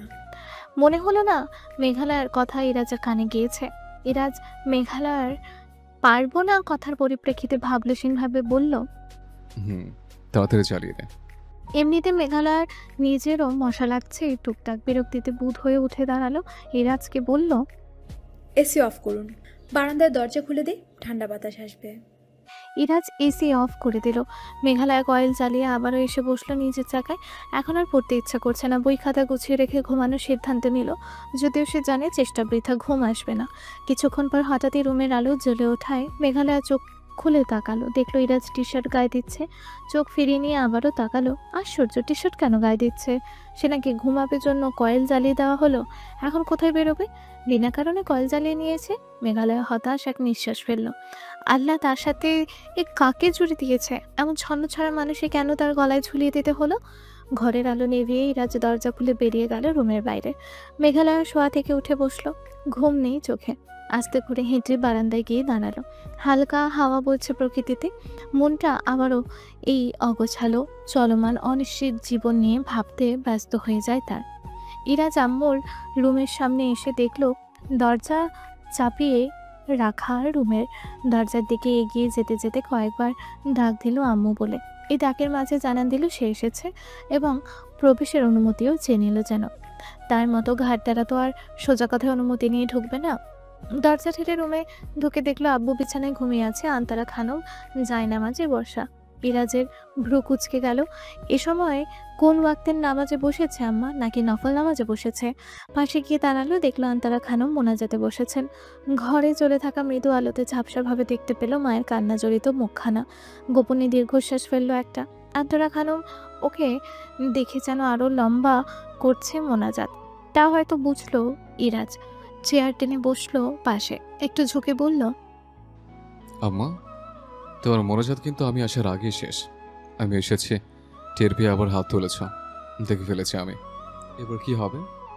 আন্দারা খানমের কি হলো কে জানে, হাত নামিয়ে ডুকরে কেঁদে উঠলেন এবার তিনি। ইরাজ ঘাড় বাঁকিয়ে চেয়ার সরিয়ে আম্মার পাশে নিচে বসলো, গলাটা ধরে নিজে ডেকে ঘোরালো। আন্তারা অভিমানে ইরাজের হাতটা সরিয়ে দিতে চাইলে ইরাজ আবারও খানিকটা চেপে ধরলো। নিজের দিকে মুখ উঁচিয়ে ধরে চোখে চোখ রেখে বলল, কি হয়েছে, কাঁদছো কেন? আন্তারা খানম জবাব দিলেন না। এক ফোঁটা পানি গড়িয়ে পড়লো ছেলের দিকে তাকিয়ে। ইরাজ একটু হাসলো, বলল, তখন মেঘের কথা জবাবে কিছু বলিনি বলে আল্লাহর কাছে আমার নামে নালিশ করছিলে? কান্না ভিজে স্বরে আন্তরা বললেন, না, সর, যা এখন। এত অনুগত ভদ্র ছেলে তো নই আমি, তুমি বললেই চলে যাব। আন্তারা খানম মুখ ঘুরিয়ে নিলেন। ইরাজ আবারও নিজের দিকে ঘুরিয়ে বলল, আম্মা, আজ মেঘ তোমাকে বলেছে, কিছু বলিনি। ও আজ প্রথমবার বলেছে তুমি ওকে যখন কটূক্তি করেছ, ধিক্কার জন্য কথা শুনিয়েছ, অপমান করেছ, মুখ ফিরিয়ে নিয়েছ, ও কিন্তু সবটা শুধু সহ্য করে গেছে। তখন আমাকেও কিন্তু কিচ্ছু বলেনি। তোর বউ আর তোরা বাপ ছেলে মিলে বদলা নিচ্ছিস। এরকম অবুঝ তো তুমি নাও, তাহলে এইভাবে কথা বাঁচানোর মানে কি? অবুঝিত, তাই তো নিজের ছেলের মন বুঝতে পারিনি। ইরাজ একটা শ্বাস নিয়ে ঠেসে বসলো। এবার বলল, মেঘের প্রতি তোমার রাগটা কিসে? অন্য কারোর সাথে চলে গেছিল বলে? এই কথাটা বিয়ের আগে তোমার জানানো হয়নি? অথবা অন্য কিছু? এই মেঘালয়কে তোমার চেয়ে ভালো কখনো আব্বু বাসতে পারেনি। হঠাৎই এমন কি হলো সে তোমার চোখের পিছু উঠল? আন্তরা খানম জবাব দিতেই পারলেন না। ইরাজ আবারও বলল,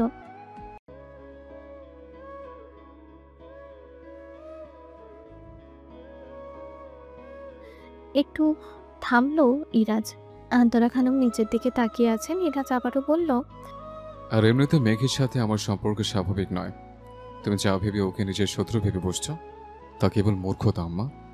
ও চাইলে তোমার জায়গা নিতে পারবে না। আই থিঙ্ক সে জাতের মেয়েই না মেঘ। সংসারের প্রতি কোনো আগ্রহ নেই ওর। তবু হেরাল আঙ্কেলের জন্য এতদিনে অনেক চেষ্টা করেছে এই বাড়িতে নিজের একটু জায়গা তৈরি করার। সুযোগ দেওয়া হয়নি। ছোট মানুষ, এবার যদিও আরও বিগড়ে যায়, তার দায়ভার কাদের? আন্তরা খানম যেন খুব বুঝেছেন এমন ভঙ্গিমায় মাথা দুলালেন, নাক টানলেন কয়েকবার মৃদু আওয়াজে। এরপর আচমকা জিজ্ঞেস করে উঠলেন, তোর এত ভালোবাসার পরেও তোদের সম্পর্ক স্বাভাবিক নয় কেন রাজ? ছোটবেলা থেকে ভালোবেসে গেলি তুই, নজরে নজরে রেখে নীরব যত্নে নিরাপত্তা দিয়ে বড় করে তুললি তুই। সেই নিমকহারা মেয়ে অন্য পুরুষের হাত ধরে তোকে বুড়ো আঙুল দেখিয়ে পালিয়ে গেল। তাকে তুই বাড়ির বউ করে আনলি, আর আমি ফুল চন্দন দিয়ে বরণ করে নেব? ভুলে যাস না রাজ, আমি তোরই মা, তুই আমারই গর্ভের নারী ছেঁড়া ধন। মেঘাকে আমি কোনোদিন ক্ষমা করতে পারবো না, আর না ওকে আবার আপন করে নিতে পারবো। যে মেয়ের চেহারা দেখলে আমার ছেলের বুক ফাটা যন্ত্রণার আভাস পাই, তাকে কোলে ঠাঁই দেওয়া যায় না। আমি ওকে মায়ের মতো ভালোবেসেছি। মায়ায় জড়িয়ে রেখেছিল ওর নিষ্পাপ মুখখানি। জানতাম না এত নিষ্ঠুর আর পাষাণ্ড সেই মেয়ের ভেতর।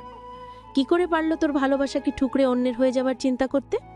হয়ে যেত তুই এতদিনে, যদি না সেদিন সেই ছেলে ওকে ছুঁড়ে না ফেলতো। তখন তুই কি করতি? নেশাখোর হয়ে ঘুরে বেড়াতি, তাকিয়ে দেখতাম তোর ধ্বংস মা হয়ে। এখনই বা কি সুখে আছিস? আয়নায় দেখেছিস নিজের চেহারা? সিগারেটে পোড়া কালো ঠোঁট, ঘুমের অভাবে কালি পড়ে যাওয়া চোখ। তোর ওই বিষাদ ভরা এলোমেলো ছন্ন ছাড়া হাসি বুঝি আমি? আম্মুর বলা কথাগুলোতে ইরাজের চটা পড়ে ঘা আবারও যেন খোঁচা লাগলো। বুকটা রক্তাক্ত হয়ে উঠলো আবারও। উদ্ভ্রান্তের মতো বসে রইল নির্বিকার চাহনিতে। আম্মুর অভিযোগগুলো তো ফেলা যায় না। যে কথাগুলো ইরাজকে প্রতিক্ষণে তুষের আগুনে পুড়িয়ে মারছে, আম্মু সে কথাগুলো এত অকপটে জানতে পারলো কি করে? আচমকা পা গুটিয়ে আম্মুর কোলে মাথা রেখে শুয়ে পড়ল ইরাজ। আন্তরা বুকটা ভিজে ওঠে। ইরাজ বেশ কিছুক্ষণ পর বলল, আমি তো কোনোদিন প্রকাশ করিনি আমার ভালোবাসা আম্মু, তাই হয়তো মেঘ বুঝতে পারেনি। আন্তরা খানম মলিন হাসলেন। এতদিন তুই যেভাবে মিষ্টি শাসনে আগলে রেখেছিলি ওকে, অন্য মেয়ে হলে তোর মায়ায় জড়িয়ে তোর প্রেমে পাগলি হয়ে যেত। সব কথাই কি মুখে স্বীকার করতে হয় রাজ? অন্তত ভালোবাসা ঢাকঢোল পিটিয়ে ঘোষণা করে বেড়ানোর কিছু নয়। এ অনুভূতি বড়ই গোপন আর তীব্র।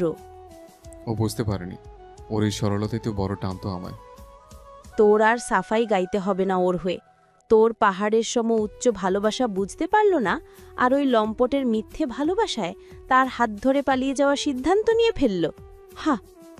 ইরাজ আর কিছু বলবে এই কথার পরিপ্রেক্ষিতে আম্মা যে ওর বুকের সবটুকু জ্বালা মুখস্থ করে বসে আছে, তড়াক করে উঠে বসল। দ্রুত উঠে দাঁড়িয়ে হাঁটা দিল বাইরের দিকে। আন্তরা খানম কেবল বিষণ্ণ মুখে পেছনে চেয়ে দেখলেন বিক্ষিপ্ত অশান্ত হয়ে ওঠা ইরাজের অগোছালো পদচারণ। একটা দীর্ঘশ্বাস ফেলে জায়নামাজ ওঠাতে ব্যস্ত হয়ে পড়লেন। ইরাজ আম্মুর রুম থেকে বেরিয়ে এসে দাঁড়িয়ে পড়ল। বুকটা ভার লাগছে, বিষাদ ঘিরে ধরেছে চক্রাকারে। কোনোভাবেই এখন রুমে যেতে ইচ্ছে করছে না। ধীর পায়ে হেলে দুলে হেঁটে বসার রুমে প্রবেশ করলো।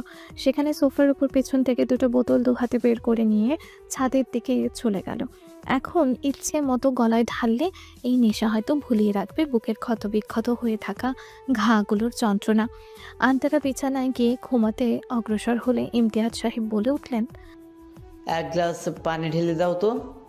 আন্তরা চমকে উঠলেন। তাহলে কি ইমতিয়াজ সাহেব ঘুমাননি? তিনি চমকিত চিত্তে গ্লাসে পানি ঢালতে ব্যস্ত হলেন।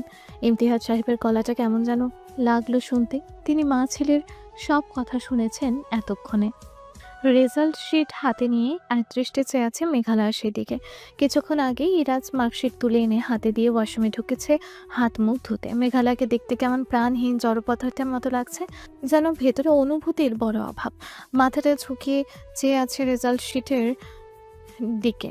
ইরাজ ওয়াশরুম থেকে বেরিয়ে মেঘালয়কে ওভাবে বসে থাকতে দেখে ভ্রু কুচকে ডাকলো। মেঘ? মেঘালয়ের পক্ষ থেকে জবাব নেই। অনিমেষ যে আছে সে কাগজটির পানে। ইরাজ পা ফেলে বেরিয়ে যেতে অগ্রসর হয়ে আবারও পা ঘুরিয়ে বিরক্ত হয়ে এসে বসলো সোফার সামনে থাকা কাউচের ওপর। তখনই মেঘালয়ের চোখ থেকে টুপ করে এক ফোঁটা পানি সে কাগজে পড়ে। ইরাজের ভেতরে আচমকা যেন এই দৃশ্য এক অদ্ভুত ধাক্কা মারল, মুছড়ে উঠল ভেতরে। কেড়ে নেওয়ার মতো কাগজটি হাত থেকে নিয়ে নিল।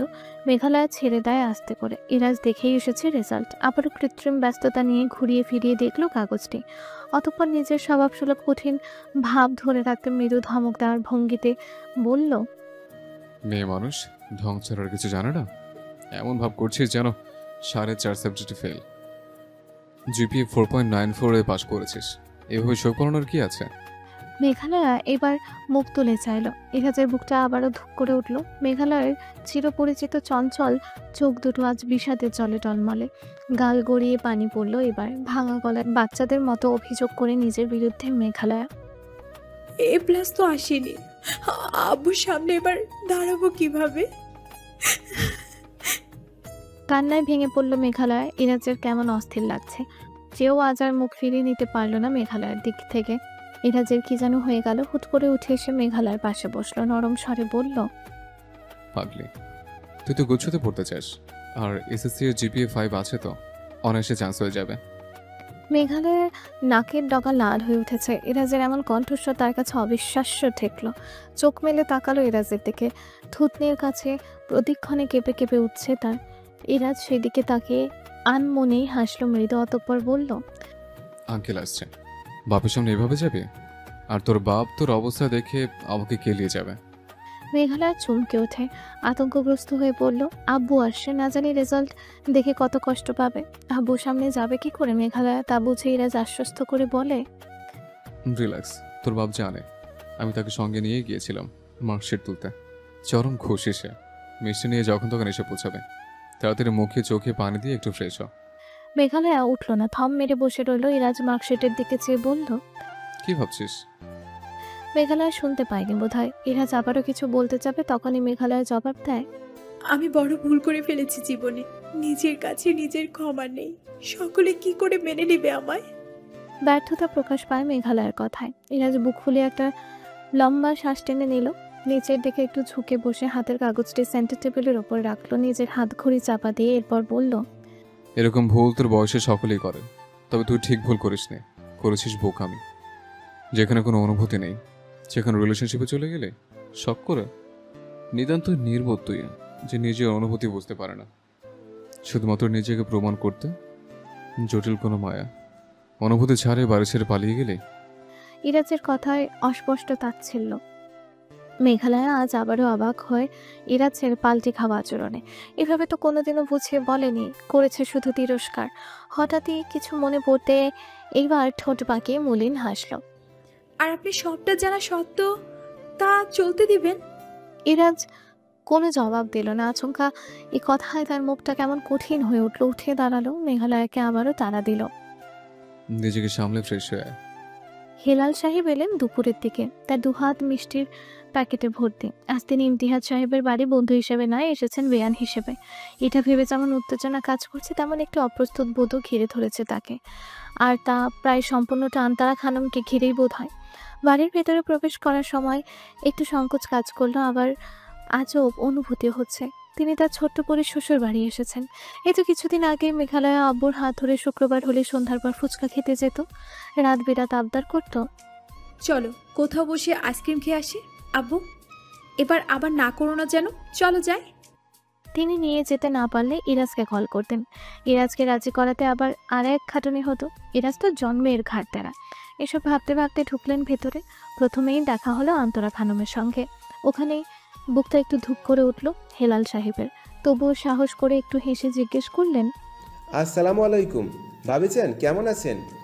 আন্তরা খানম নিরস মুখে কেবল সালামের জবাব দিলেন। এরপর নিজেকে কাজে মস্ত ব্যস্ত দেখানোর চেষ্টা করলেন। মেঘালয় বোধহয় শুনেছে আব্বুর কণ্ঠস্বর। লাফিয়ে নেমে আসলো সিঁড়ি বেয়ে, এক দৌড়ে এসে আব্বুর বুকে। হেলাল সাহেব কোনো মতে মিষ্টি প্যাকেট নামিয়ে রেখে মায়ের মাথায় হাত রাখলেন। এতক্ষণ মেঘালয়ের আব্বুকে নিয়ে বহু সংকোচ থাকলেও এতদিন পর আব্বুকে এত কাছে পেয়ে সে সব ভুলে বসলো একদম। ইমতিহাজ সাহেব অফিসে এখন। মেঘালয় টেনে নিয়ে গিয়ে আব্বুকে বসার ঘরে সোফাতে বসালো। হেলাল সাহেব মেয়ের মুখ দেখে বোঝার চেষ্টা করছেন কিছু। এক পর্যায়ে মনে হলো মেঘালয়া খারাপ নেই, তবে বাবার চোখ তো। মেঘালয়ের চোখের নিচে বসে যাওয়া অংশ বহু কথা বলে যায় বাবার কানে কানে। বেশ কিছুক্ষণ পর কথায় কথায় মেঘালয়া আব্বুর কাছে আক্ষেপ প্রকাশ করে। আব্বু, আমি ভুল করেছি, প্রতিনিয়ত তার শাস্তিও পাচ্ছি। আজ দেখো না আমার রেজাল্টের হাল। তবুও বলো তো, ভুলটা কি এতটাও বড় ছিল যতটা মাসুর আমি দিয়েছি? হেলাল সাহেব তাকিয়ে রইলেন খানিকক্ষণ মায়ের মুখের দিকে। আজকাল সেই ছোট মেঘালয় বেশ ভারী ভারী কথা বলতে শিখেছে। হেলাল সাহেব ছোট্ট একটা শ্বাস নিয়ে বললেন, ভুল কম, বোকামি বেশি করছো তুমি। আজ উনিও তাই বলল। মেয়ের কথায় হাসলেন হেলাল সাহেব। মেঘালয় জিজ্ঞেস করে, বোকামিটা কি ছিল আব্বু? তুই নিজেই বুঝবি, মেগা বোঝার চেষ্টা করলে। আব্বুর গলাটা বড় আদুরে লাগলো এবার। মেঘালয় ভ্রু কুচকে চেয়ে রইল আব্বুর হাসি হাসি মুখের দিকে। রাত 11টার দিকে রুমে আসলো মেঘালয়া। আব্বুকে বিদায় দিয়ে তবে ফিরেছে রুমে। সারাটা দিন আব্বুকে কাছে পেয়ে যতটা ফুলফুলে লাগছিল, মেজাজটা এখন ঠিক ততটাই বিষণ্ণতায় আর হৃষ্টপিষ্টে জড়িয়ে ধরেছে ওকে। সন্ধ্যার দিকে ইমতিহাজ সাহেব বাড়ি ফিরেছেন। তখন থেকে আলোচনা চলছে সবার মাঝে। একান্তে আর আলাপ করার সুযোগ পায়নি মেঘালয়া। আন্তরা খানম পুরোটা দিন কেবল নিজের দায়ভার পালন করেছে। বেশি একটু কিছু না, রাতের খাবার সকলে মিলে একসঙ্গে খেয়ে তারপর হেলাল সাহেবকে পৌঁছে দিতে গেছে ইরাজ। আকাশ মেঘলা হয়ে আছে, ঠান্ডা বাতাস বয়ে যাচ্ছে বাইরে। আজ মেঘালয়ের ভেতরটা হালকা হয়েছে, এটা বুঝে যে আব্বুর আর কোনো ক্ষোভ নেই তার প্রতি। সে মুখ চোখে হালকা পানি ছিটিয়ে ধীর পায়ে গিয়ে দাঁড়ালো বারান্দায়। মস্তিষ্ক ভাবার জন্য একান্ত সময় পেয়ে প্রথমেই ভাবনায় নিয়ে এলো রেজাল্টের কথা। ভারী নিঃশ্বাস ফেললো মেঘালয়া। দিন শেষে মানতেই হবে, বাপ তো বাপই। বাপ মায়ের বাধা নিষেধ সাময়িকভাবে খারাপ লাগার হলেও তা একদিন এটা প্রমাণ করে ছাড়ে বাবা বা মা কখনো সন্তানের খারাপের জন্য কিছু করে না। তারা গুরুজন, তাদের চিন্তা ভাবনা সর্বদা অগ্রগামী। তারা অবশ্য সন্তানের চেয়ে ভালো বোঝেন জীবন সম্বন্ধে। মেঘালয়ও আজ বোঝে। সে যতদিন আব্বুর ছায়াতলে ছিল সে জীবনের সেরা সময় কাটিয়েছে। যখন নিজে সিদ্ধান্ত নিতে সচেষ্ট হয়েছে, জীবনের কালো অধ্যায় শুরু ঠিক ওখান থেকে। আচমকা ইরাজের কথা মাথায় এলো। অতীতের ভাবনায় মজে গেল সে। ইরাজ কখনো তাকে সেভাবে বুঝতে দেয়নি তার ভেতরে লুকানো অনুভূতি। তবে আব্বুর পরেই মেঘালয়কে আগলে রাখার জায়গায় ইরাজের শাসনই ছিল। তখন ইরাজকে বড় বিরক্ত লাগতো মেঘালয়ের সব কিছুতে বাধা, এটা করবি না, সেটা করতে পারবি না, ওখানে যাবি না, এভাবে চলতে হবে। ইরাজকে নিজের চারপাশে কারাগারের শিকলের মতো লাগতো। ইরাজ মাস্টার্স কমপ্লিট করে ফিরে আসলো বাড়িতে। এসে টুকটাক বাবার ব্যবসায় মনোযোগ দিল। তার কোনো কালে ইন্টারেস্ট নেই চাকরির প্রতি। যেখানে নিজের বাপের ব্যবসা আছে, চাকরির প্রয়োজন মোটেও নেই। তখন মেঘালয় সবে কলেজে ভর্তি হয়েছে। এ সময় ইরাজ নিয়ম করে মেঘালয়ের কলেজে যাতায়াত করত। চোখে চোখ রাখা, বাড়ি পৌঁছে দেওয়া, পরিচিত গাড়িতে উঠিয়ে দেওয়া, কখনো কখনো নিজে না উপস্থিত হতে পারলে লোক পাঠাতো।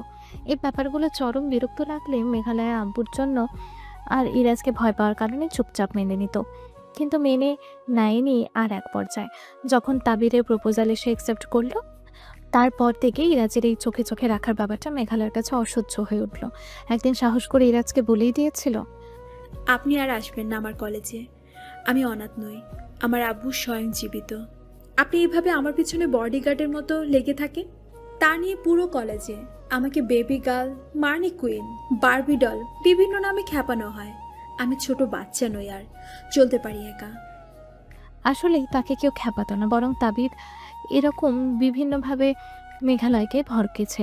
ইরাজকে স্বপ্নেও আর এরপর থেকে কোনোদিন কলেজের আশেপাশে দেখতে পাওয়া যায়নি। এমনকি তারপর একবারেও দেখা হয়েছিল সেই চট্টগ্রামে। এর মাঝার ইরাজ কোনোদিনও মেঘালয়ের সম্মুখে আসেনি। মেঘালয় আব্বুর কাছেও এসে অভিযোগ করেছিল ঠিক একইভাবে। মেঘালয়ের আদরে মুখের কথা হেলাল সাহেব ফেলতে পারেনি। তিনি কল্পনাতেও আনেননি তার অগোচরে এমন কিছু ঘটিয়ে চলেছে মেঘালয়। এরপর থেকে মেঘালয় একাই যাতায়াত করত, তাবিরের কাছে নিজেকে স্বাধীন প্রমাণ করতে। সমাজের আর সব মেয়েদের মতো চলাচল আয়ত্ত করে ফেলেছিল প্রায়। ইরাজ যেদিন মেঘালয়ের মুখে এমন অনীহার বাণী শুনেছিল, তাকে আর বেশি করে বোঝাতে হয়নি যে মেঘালয় তার প্রতি বিরক্ত। আর তাবির যে মেঘালয়কে পুরোদমে ফাঁসিয়ে ফেলেছে, কথায় সন্দেহের অবকাশ নেই। সেদিন ইরাজের ছটফটানি কেবল ওই চাঁদহীন অমানিসায় ঢাকা খোলা আসমানের তারারা হয়তো নীরবে চেয়ে দেখেছিল। তারপর থেকে ইরাজ নিজেকে থামাতে সিগারেট অবধি থেমে থাকেনি। সব রকমের নেশায় ডুবিয়ে ফেলেছে নিজেকে। মাঝে মধ্যে নিজেকে শান্ত করতে ড্রাগসের ব্যবহারও বাদ রাখেনি। ছোটবেলা থেকে ইরাজ মেঘালয়কে বাবার বন্ধুর মেয়ে হিসেবেই দেখে এসেছে। তবে তাদের মাঝে বয়সের দূরত্বটা ছিল বেশ খানিকটা, যে কারণে মেঘালয় যখন কেবল তার বয়সন্ধিকাল পার করছে, ইরাজ তখন 21 বছরের তাকড়া যুবক। এখানে ইরাজের মাঝে এই অনুভূতিটা জাগার পেছনে দু পরিবারের অভিভাবকদের ভূমিকাও ছিল অল্প স্বল্প।